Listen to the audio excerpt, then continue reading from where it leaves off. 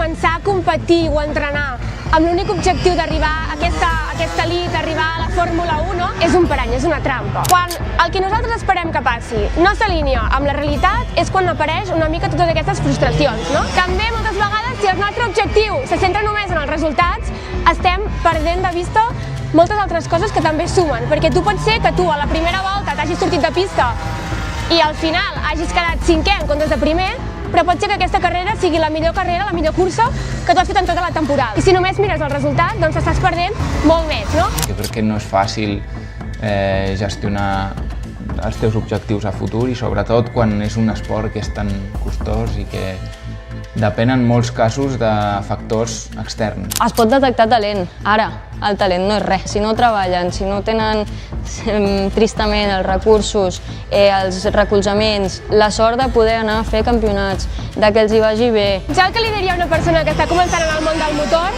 és que es pregunti cada cop que surt del circuit: m'ho hem passat bé? Què he après avui?